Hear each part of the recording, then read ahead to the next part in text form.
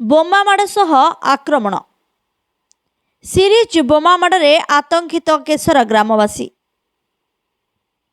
ଗଞ୍ଜାମ ଜିଲ୍ଲା ସୋରଡ଼ା ଥାନା କେଶରା ଗାଁ ନିକଟ କାଳୀମନ୍ଦିର ଛକ ନିକଟରେ ପୂର୍ବ ଶତ୍ରୁତାକୁ କେନ୍ଦ୍ର କରି ବୋମାମାଡ଼ ସହ ମାରଣାସ୍ତ୍ରରେ ହୋଇଛି ଆକ୍ରମଣ।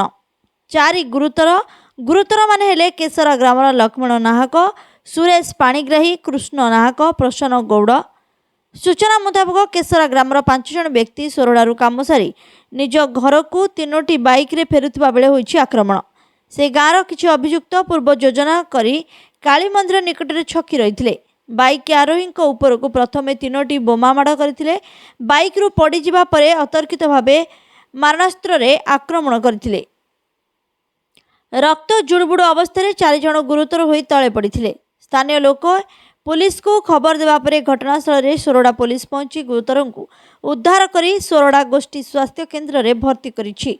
ସେଠାରେ ଗୁରୁତରଙ୍କ ଚିକିତ୍ସା ଚାଲିଛି। ଦୁର୍ବୃତ୍ତମାନେ ଫେରାର ଥିବା ବେଳେ ସୋରଡ଼ା ପୁଲିସ ତଦନ୍ତ ଆରମ୍ଭ କରିଛି।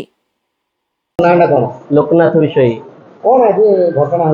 सर आम 5 जन सोरड़ा आसलु सोरड़ा आसिक आम कथा सारू कथा साइक आम 4:10-15 रिटर्न लगे रिटर्न है आमर कोटीवाड़ी आमर भाई 3 जन कथा मुझे आगे माने जस्ट आगे जापर रंगाली पास है माने आमर जो महापुर अच्छा आज्ञा से 3 जन बाहर आज्ञा बाया गौड़ आ गणेश नाहक प्रवीण गौड़ बाहर आगे बम टे मारदे बमटा मारे पर अंधार होगा अंधार हो मोर सार्ट धरी पाइले चालू गाड़ी में मुझे पड़गली आज्ञा पड़ी मो मोबाइल फास्ट धरी पाइल मैं आज्ञा मोबाइल देली प्रवीण गौड़ दी मत मारी मोबाइल धरी पकड़ी आज्ञा धरी पकई प्रसन्न गौड़ आ गणे लक्ष्मण नाहक जाऊे आज्ञा गाड़ी के आते बम गोटे मारदे अंधार हो पड़गले आज्ञा पड़गला बेले लक्ष्मण नाहकर ब्रेन टाक आज्ञा फाटसार गोटे बाड़े देले बाड़े देखिए किए पड़गला पड़गलू बुट रे